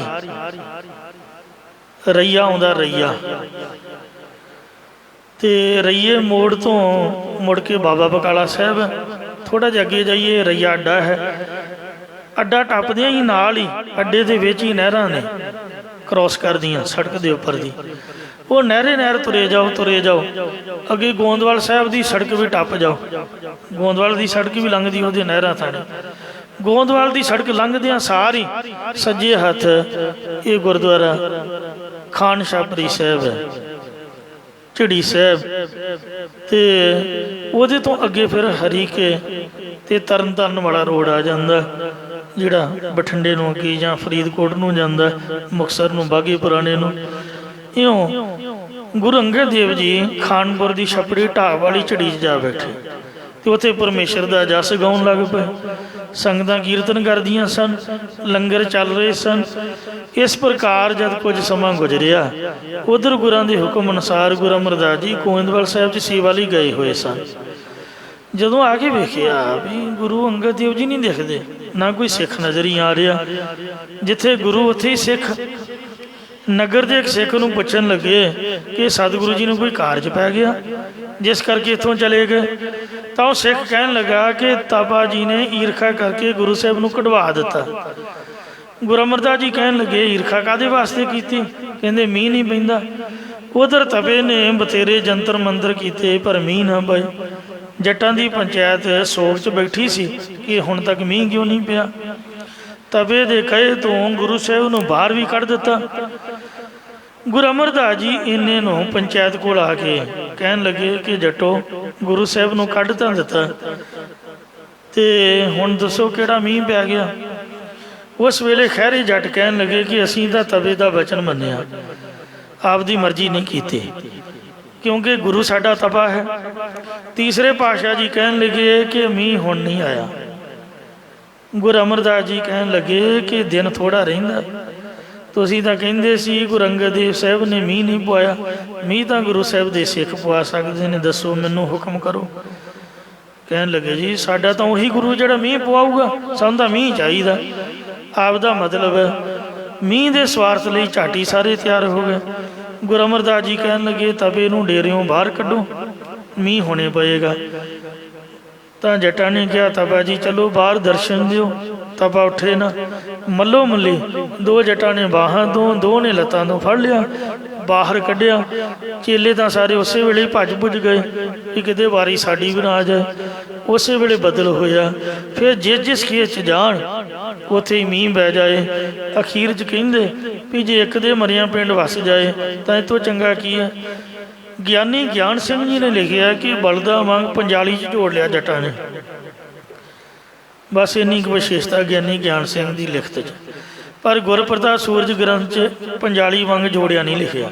ਉਹ 'ਚ ਲਿਖਿਆ ਵੀ ਜੱਟਾਂ ਨੇ ਤੂੰ ਤੂੰ ਮਾਰਿਆ, ਇੱਕ ਦੂਜੇ ਨਾਲ ਲੜਾਈ ਹੋਈ। ਉਹ ਕਹਿੰਦਾ ਸਾਡੇ ਖੇਤ 'ਚ ਮੀਂਹ ਪਏ, ਜਦੋਂ ਮਰ ਗਿਆ ਤਾਂ ਸਾਰੇ ਪੂਰਾ ਮੀਂਹ ਪਿਆ। ਇਹ ਗੁਰੂ ਅਮਰਦਾਸ ਮਹਾਰਾਜ ਨੇ ਇਸ ਤਰ੍ਹਾਂ ਸ਼ਕਤੀ ਦਿਖਾਈ। ਸਤਿਗੁਰਾਂ ਦੀ ਨਿੰਦਿਆ ਕਰਨ ਵਾਲੇ ਤਵੇ ਨੂੰ ਵੇਖੋ ਜੱਟਾਂ ਨੇ ਚੂਰਾ ਚੂਰਾ ਕਰਕੇ ਮਾਰ ਸੁੱਟਿਆ। ਨਿੰਦਕ ਦਾ ਮਾਥਾ ਇਹਾਂ ਊਹਾਂ ਕਾਲਾ, ਜਿਵੇਂ ਚੰਦੂ ਦਾ ਬੁਰਾ ਹਾਲ ਹੋਇਆ ਇਉਂ ਜਿਹੜਾ ਨਿੰਦਕ ਹੈ ਉਹਦਾ ਐਂਡ, ਉਹਦਾ ਅੰਤ ਇਸੇ ਤਰ੍ਹਾਂ ਹੀ ਹੁੰਦਾ ਹੈ। ਇਸ ਲਈ ਮਹਾਰਾਜ ਨੇ ਆਖਿਆ ਨਿੰਦਾ ਭਲੀ ਕਿਸੇ ਕੀ ਨਾਹੀਂ। ਕਿਸੇ ਆਮ ਬੰਦੇ ਦੀ ਵੀ ਨਿੰਦਿਆ ਕਰਨੀ ਚੰਗੀ ਨਹੀਂ, ਕਿਸੇ ਗੁਰੂ ਦੀ, ਕਿਸੇ ਪੀਰ ਦੀ, ਕਿਸੇ ਸੰਤ ਦੀ, ਕਿਸੇ ਮਹਾਂਪੁਰਖ ਦੀ ਨਿੰਦਿਆ ਤਾਂ ਭਲਾ ਮਾੜੀ ਹੋਈ ਮਾੜੀ ਹੈ ਭਾਈ। ਹੁਣ ਉਹਦੇ 'ਚ ਗੁਣ ਤੇ ਔਗਣ ਉਛਾਲੀ ਜਾਓ। ਨਿੰਦਾ ਭਲੀ ਕਿਸੇ ਕੀ ਨਾਹੀਂ, ਮਨ ਮੁਖ ਮੁਗਧ ਕਰਨ ਮੁਖ ਕਾਲੇ ਤੇ ਨਿੰਦਕਾ ਨਰਕੇ ਕੋਰ ਪਵਨ। ਇਹ ਸ੍ਰੀ ਗੁਰੂ ਅੰਗਦ ਦੇਵ ਜੀ ਦੀ ਮਹਿਮਾ ਹੈ ਜੋ ਸਾਨੂੰ ਕਥਾ ਸਿੱਖਣ ਤੋਂ ਪਹਿਲਾਂ ਸਾਰੀਆਂ ਸਟੋਰੀਆਂ, ਸਾਖੀਆਂ, ਚਮਤਕਾਰਾਂ 'ਚੋਂ, ਜਨਮ ਸਾਖੀਆਂ 'ਚੋਂ ਪੜ੍ਹਨੀਆਂ ਪੈਂਦੀਆਂ ਨੇ। ਮੈਂ ਭਾਈ ਬਾਲਾ ਸਾਹਿਬ ਜੀ ਵਾਲੀ ਜਨਮ ਸਾਖੀ ਵੀ ਪੜ੍ਹੀ ਆ 2 ਵਾਰ। ਇੱਕ ਵਾਰ ਸਮਝ ਨਹੀਂ ਆਉਂਦੀ, ਸਿਰ ਦੇ ਉੱਪਰ ਦੀ ਲੰਘਦਾ ਜਾਂਦਾ ਸਭ ਕੁਝ, ਫਿਰ ਦੂਜੀ ਵਾਰ ਪਤਾ ਲੱਗਦਾ ਵੀ ਕੀ ਲਿਖਿਆ। ਤੇ ਜਿੰਨੇ ਚਮਤਕਾਰ, ਸੋਢੀ ਚਮਤਕਾਰ ਸੋਢੀ ਤੇਜਾ ਸਿੰਘ ਨੇ ਲਿਖੇ ਨੇ, ਤੇ ਉਹ ਸਾਰੇ ਗੁਰੂ ਨਾਨਕ ਸਾਹਿਬ ਚਮਤਕਾਰ, ਅਸ਼ਟਗੁਰ ਚਮਤਕਾਰ, ਸੋਢੀ ਚਮਤਕਾਰ, ਉਹ ਵੀ 2-2 ਵਾਰ ਗੁਰੂ ਸਾਹਿਬ ਦੀ ਕਿਰਪਾ ਨਾਲ ਪੜ੍ਹੇ। ਤੇ ਉਸ ਤੋਂ ਬਾਅਦ ਭਾਈ ਵੀਰ ਸਿੰਘ ਸਾਹਿਬ, ਉਹਨਾਂ ਨੇ ਚਮਤਕਾਰ ਲਿਖੇ ਨੇ। ਫਿਰ ਗੁਰਪ੍ਰਤਾਪ ਸੂਰਜ ਗ੍ਰੰਥ ਦੇ ਆਪਾਂ ਡੇਲੀ ਪੜ੍ਹਦੇ ਹਾਂ। ਤੋ ਇਹ ਜਿਹੜਾ ਵਾਰ ਹੈ ਭਾਈ, ਇਹ ਸਾਰੀ ਗੁਰੂ ਸਾਹਿਬ ਦੀ ਮਹਿਮਾ ਦੇ ਵਿੱਚ ਹੈ। ਯਾਨੀ ਕਿ ਸਾਨੂੰ ਸਾਰਿਆਂ ਨੂੰ ਪਤਾ ਹੈ ਵੀ ਇਹ ਵਾਰ ਕਿਉਂ ਉਚਾਰੀ ਹੈ। ਇਸ ਲਈ ਉਚਾਰੀ ਹੈ ਕਿ ਬਲਵੰਡੇ ਨੂੰ ਤੇ ਸੱਤੇ ਨੂੰ ਕੋੜ ਹੋ ਗਿਆ। ਕੋੜ ਕਿਉਂ ਹੋਇਆ? ਵੀ ਉਹਨਾਂ ਮਹਾਰਾਜ ਦੀ ਨਿੰਦਿਆ ਕੀਤੀ। ਤੇ ਫਿਰ ਗੁਰੂ ਸਾਹਿਬ ਨੇ ਆਖਿਆ ਵੀ ਕੋੜ ਤਾਂ ਹੋਇਆ ਵੀ ਨਿੰਦਿਆ ਕੀਤੀ ਹੈ, ਤੇ ਹੁਣ ਹਟੂਗਾ ਤਾਂ ਉਸੇ ਜ਼ਬਾਨ ਨਾਲ ਉਸਤਤੀ ਕਰੋ। ਤੂੰ ਆਪਾਂ ਵੀ ਉਸੇ ਕੈਟਾਗਰੀ 'ਚ, ਆਪਾਂ ਕਿਹੜਾ ਵੀ ਕੰਮ ਮੁਕਾ ਕੇ ਘਰ ਨੂੰ ਜਾਣਾ, ਰਹਿਣਾ ਤੇ ਇੱਥੇ ਹੀ ਹੈ ਸਾਰੀ ਉਮਰ। ਤੋ ਇਹ ਨਹੀਂ ਵੀ ਅੱਜ ਕੰਮ ਹੋ ਗਿਆ ਵੀ ਕੱਲ੍ਹ ਨੂੰ ਆਪਾਂ ਆਉਣਾ ਹੀ ਨਹੀਂ। ਇਹ ਕੰਮ ਮੁੱਕਣ ਵਾਲਾ ਤਾਂ ਹੈ ਨਹੀਂ। ਇਸ ਵਾਸਤੇ ਜਿੰਨਾ ਆਨੰਦ ਲਿਆ ਜਾ ਸਕਦਾ। ਪਹਿਲਾਂ ਵੀ ਸਾਖੀ ਆਪਾਂ ਵਾਚੀ ਹੈ ਸੰਖੇਪ ਰੂਪ 'ਚ, ਹੁਣ ਦੁਬਾਰਾ ਤੋਂ ਫਿਰ ਨਿੰਦਿਆ ਦੇ ਟੌਪਿਕ 'ਤੇ ਦੁਬਾਰਾ ਤੋਂ ਫਿਰ ਵਿਸਤਾਰ ਦੇ ਨਾਲ। ਜੇ ਕੋਈ ਆਖੇ ਬਈ ਆਪਾਂ ਇੰਨਾ ਵਿਸਤਾਰ ਕਰਨ ਦੀ ਲੋੜ ਨਹੀਂ ਜਾਂ ਕਿਵੇਂ ਕਰ ਰਹੇ ਹਾਂ, ਹੈ ਤਾਂ ਮਹਾਰਾਜ ਦੀ ਮਹਿਮਾ ਹੀ ਹੈ। ਜਿੰਨੀ ਕਰ ਲਈ ਓਨੀ ਥੋੜ੍ਹੀ ਹੈ, ਓਨਾ ਹੀ ਸਮਾਂ ਸਫਲ ਹੈ ਜਿੰਨਾ ਵੱਧ ਤੋਂ ਵੱਧ ਲੱਗ ਜਾਏ। ਇਹ ਗੁਰੂ ਅੰਗਦ ਦੇਵ ਜੀ ਦੀ ਮਹਿਮਾ ਤਾਂ ਕੀਤੀ ਹੈ ਵੀ ਸਾਨੂੰ ਵੀ ਮਹਾਰਾਜ ਸਰੀਰ ਦੀ ਤੰਦਰੁਸਤੀ ਬਖਸ਼ਿਆ। ਮਹਾਂਮਾਰੀ ਦਾ ਜ਼ੋਰ ਚੱਲ ਰਿਹਾ, ਕਿੰਨੀਆਂ ਬਿਮਾਰੀਆਂ ਲੱਗ ਰਹੀਆਂ ਵੇਖੋ। ਇਹ ਘੜੀ ਦਾ 1 ਮਿੰਟ ਦਾ ਪਤਾ ਨਹੀਂ। ਬੜਾ ਸੋਹਣਾ ਸਿੰਘ ਸੀ, ਮਈਓ ਇੱਥੇ ਰਖਾਇਆ ਤੇ ਪੂਰੇ ਸਗਣਾ ਮੇਲਿਆਂ ਨਾਲ ਖੁਸ਼ੀ ਨਾਲ ਉਹਨੂੰ ਪਟਨਾ ਸਾਹਿਬ ਤੋਂ ਲੈ ਕੇ ਆਇਆ। ਬਿਹਾਰ ਤੋਂ ਗਏ ਦਰਸ਼ਨਾਂ ਨੂੰ, ਉਹਨੇ ਪਿਆਰ ਕੀਤਾ, ਸੇਵਾ ਕੀਤੀ, ਸਾਡੇ ਨਾਲ ਉੱਥੇ ਕਲਕੱਤੇ ਤੱਕ ਗਿਆ। ਮੈਂ ਕਿਹਾ ਵੀ ਬੰਦਾ ਤਾਂ ਬੜਾ ਚੰਗਾ। ਤੇ ਉਹਦਾ ਕਜ਼ਨ ਭਰਾ ਸਾਡੇ ਕੋਲ ਰਹਿੰਦਾ, ਉਹਨੇ ਸਿਫਾਰਿਸ਼ ਪਾਈ ਤੇ ਮਨ 'ਚ ਆਇਆ ਵੀ ਬੰਦਾ ਤਾਂ ਵਧੀਆ ਹੈ। ਤੇ ਇੰਨੀ ਇਮਾਨਦਾਰੀ ਨਾਲ, ਨਾ ਕਿਸੇ ਦੀ ਨਿੰਦਿਆ, ਨਾ ਕੋਈ ਚੁਗਲੀ, ਨਾ ਚੋਰੀ, ਨਾ ਯਾਰੀ। ਨੌਜਵਾਨ ਗੁਰਮੁਖ ਪਿਆਰਾ ਇੱਥੇ ਕਾਫੀ ਸਾਲ ਤੋਂ ਰਹਿ ਕੇ ਪਾਠੀ ਸਿੰਘ ਦੀ ਸੇਵਾ ਕਰ ਰਿਹਾ ਸੀਗਾ। ਹੱਸਦਾ ਖੇਡਦਾ, ਇਕੱਠੇ ਰੋਟੀਆਂ ਖਾਂਦੇ, ਪ੍ਰਸ਼ਾਦਾ ਛਕਦੇ। ਮੈਨੂੰ ਕਹਿੰਦਾ ਵੀ ਹਰਿਮੰਦਰ ਸਾਹਿਬ ਤਖਤ ਪਟਨਾ ਸਾਹਿਬ ਸਿਫਾਰਿਸ਼ ਲਾਓ। ਗੋਹਰੇ ਮਸਕੀਨ ਗਿਆਨੀ ਰਣਜੀਤ ਸਿੰਘ ਸਾਹਿਬ ਨਾਲ ਕਹਿੰਦੇ ਗੱਲ ਹੈ। ਤੇ ਮੈਂ ਕਿਹਾ ਵੀ ਕਿਸੇ ਸਿੰਘ ਦੇ ਰਾਹੀਂ ਕਰਾ ਦਿੰਦੇ। ਉਹਦੀ ਗੱਲਬਾਤ ਕਰਾਈ, ਸਾਰਾ ਕੰਮ ਹੋਇਆ ਵੀ ਤਖਤ ਸਾਹਿਬ ਦੇ ਉੱਥੇ ਸ਼ਹਿਰ ਦੇ ਵਿੱਚ ਹੀ ਮਹਾਰਾਜ ਦੇ ਚਰਨਾਂ 'ਚ ਡਿਊਟੀ ਮਿਲ ਜਾਏ ਵੀ ਦੂਰ ਆਉਣਾ ਜਾਣਾ ਔਖਾ ਪਰਿਵਾਰ ਦੇ ਵਿੱਚ। ਤੇ ਵੇਖਦਿਆਂ 2 ਕੁ ਦਿਨਾਂ ਦੇ ਵਿੱਚ ਹੀ ਦਵਾਈ ਵੀ ਲਈ, ਇਹ ਵੀ ਨਹੀਂ ਵੀ ਦਵਾਈ ਨਹੀਂ ਲਈ, ਸਭ ਕੁਛ। ਪਰ ਪਰਮਾਤਮਾ ਨੇ ਪਤਾ ਨਹੀਂ ਸਵਾਸ ਹੀ ਪਤਾ ਨਹੀਂ ਇੰਨੇ ਲਿਖੇ ਨੇ, ਹਵਾ ਹੀ ਪਤਾ ਨਹੀਂ ਇਸ ਤਰ੍ਹਾਂ ਦੀ ਚਲਾ ਦਿੱਤੀ। ਤੇ ਉਹ ਇਹੋ ਜਿਹਾ ਬਿਮਾਰੀ ਦਾ ਦੌਰ, ਉਹ ਸਿੰਘ ਦੇ ਉੱਪਰ ਵੀ ਵਿਪਤਾ ਪਈ। ਚੰਗਾ ਬੜਾ ਸੋਹਣਾ ਬੜਾ ਇੱਥੋਂ ਤੋਰਿਆ, ਠੀਕ ਬੁਖਾਰ ਤਾਂ ਮਾੜਾ ਮੋਟਾ ਚੜ੍ਹਦਾ ਹੀ ਹੈ, ਠੀਕ ਵੀ ਹੋ ਗਿਆ, ਸਭ ਕੁਛ ਹੋਇਆ। ਤੇ ਹੱਸਦੀ ਵਸਦੀ ਰਸਦੀ ਖੇਡਦੀ ਹੋਈ ਤੇ ਵੇਖੋ ਗੁਰਬਾਣੀ ਪੜ੍ਹਦੇ, ਆਨੰਦ ਮੰਗਲ ਕਰਦੀ ਰੂਹ ਤੇ ਝਟਪਟ ਉਡਾਰੀ ਮਾਰ ਗਏ, ਸਰੀਰ ਤਿਆਗ। 10 ਕੁ ਦਿਨ ਪਟਨਾ ਸਾਹਿਬ ਰਹੇ, ਉੱਥੇ ਹੌਸਪੀਟਲ ਤੇ ਝਟਪਟ ਚੜ੍ਹਾਈਆਂ ਕਰ ਗਏ। ਬੰਦੇ ਦਾ ਘੜੀ ਦਾ ਪਤਾ ਨਹੀਂ, ਇਹ ਜ਼ਬਾਨ ਦਾ ਕੁਛ ਪਤਾ ਨਹੀਂ, ਸਰੀਰਾਂ ਦਾ ਕੁਛ ਪਤਾ ਨਹੀਂ। ਤੋ ਜਿੰਨੀ ਮਹਿਮਾ ਗੁਰੂ ਮਹਾਰਾਜ ਦੀ ਹੋ ਜਾਏ। ਇਹ ਸ੍ਰੀ ਗੁਰੂ ਅਰਜਨ ਦੇਵ ਜੀ ਨੇ ਬਲਵੰਡ ਨੂੰ ਹੁਕਮ ਕੀਤਾ ਵੀ ਤੁਸੀਂ ਮਹਿਮਾ ਕਰੋ। ਇਉਂ ਬਾਣੀ ਗੁਰਦੁਆਰਾ ਸਾਹਿਬ ਇਸੇ ਵਾਸਤੇ ਹੈ ਕਿ ਆਪਾਂ ਗੁਰੂਆਂ ਦੀ ਮਹਿਮਾ ਕਰੀਏ। ਇਹ ਗੁਰੂ ਅੰਗਦ ਦੇਵ ਸਾਹਿਬ ਦੀ ਮਹਿਮਾ ਹੈ। ਸਤਿਗੁਰੂ ਦੇ ਚਰਨਾਂ 'ਚ ਅਰਦਾਸ ਹੈ ਕਿ ਮਹਾਰਾਜ ਸਾਡੀ ਹਾਜ਼ਰੀ ਵੀ ਆਪਦੇ ਚਰਨਾਂ 'ਚ ਲਾ ਲੈਣ ਤੇ ਸਾਨੂੰ ਜਿੰਨਾ ਕੁ ਚਿਰ ਸਵਾਸ ਬਖਸ਼ੇ ਨੇ, ਵਾਧੇ ਘਟਦੇ ਤਾਂ ਹੈ ਨਹੀਂ, ਵੀ ਉਹਨਾਂ ਕੁ ਚਿਰ ਕਿਰਪਾ ਕਰਕੇ ਤੰਦਰੁਸਤੀ ਦੀ ਦਾਤ ਦੇਣ ਜੀ। ਨੇੜੇ ਦਿਸੈ ਮੌਤ ਲੋਕਾ। ਇੰਝ ਸਾਧ ਸੰਗਤ ਜੀਓ, ਸ੍ਰੀ ਗੁਰੂ ਅਮਰਦਾਸ ਮਹਾਰਾਜ ਨੇ ਉਸ ਨਿੰਦਕ ਦਾ ਖਾਤਮਾ ਕੀਤਾ। ਉਹਨਾਂ ਦੇ ਹੱਥੋਂ ਹੀ ਮਰਵਾਇਆ ਜਿਨ੍ਹਾਂ ਨੇ ਗੁਰੂ ਸਾਹਿਬ ਦੀ ਬੇਅਦਬੀ ਕੀਤੀ ਤੇ ਤਪੇ ਨੇ ਕਰਵਾਈ। ਸੋ ਜਿਵੇਂ ਚੰਦੂ ਨੇ ਜਿਹਦੇ ਹੱਥੋਂ ਰੇਤ ਪਵਾਈ, ਉਹਦੇ ਹੱਥੋਂ ਹੀ ਖੁਰਪਾ ਮਰਵਾ ਕੇ ਮਹਾਰਾਜ ਨੇ ਉਹਦੀ ਕਲਿਆਣ ਕੀਤੀ। ਉਹਦੀ ਸਾਧ ਸੰਗਤ ਜੀਓ ਚੰਦੂ ਦਾ ਖਾਤਮਾ ਕੀਤਾ। ਜਦ ਗੁਰੂ ਅਮਰਦਾਸ ਜੀ ਮਹਾਰਾਜ ਉਹਨਾਂ ਸਾਰਿਆਂ ਨੂੰ ਨਾਲ ਲੈ ਕੇ ਖਾਨਪੁਰ ਦੀ ਢਾਬ ਨੇੜੇ ਪਹੁੰਚੇ ਤਾਂ ਗੁਰੂ ਮਹਾਰਾਜ ਸੱਚੇ ਪਾਤਸ਼ਾਹ ਜੀ ਨੇ ਨਾਰਾਜ਼ਗੀ ਜਨਾਈ, ਆਪਦੇ ਚਿਹਰੇ ਦੇ ਦਰਸ਼ਨ ਨਹੀਂ ਦਿੱਤੇ। ਦੂਜੇ ਪਾਸੇ ਚਿਹਰਾ ਕੀਤਾ ਤਾਂ ਗੁਰੂ ਅਮਰਦਾਸ ਜੀ ਨੇ ਦੂਜੇ ਪਾਸੇ ਹੋ ਕੇ ਦਰਸ਼ਨ ਕਰਨੇ ਚਾਹੇ, ਫਿਰ ਤੀਜੇ ਪਾਸੇ, ਫਿਰ ਚੌਥੇ ਪਾਸੇ ਕਰ ਲਿਆ।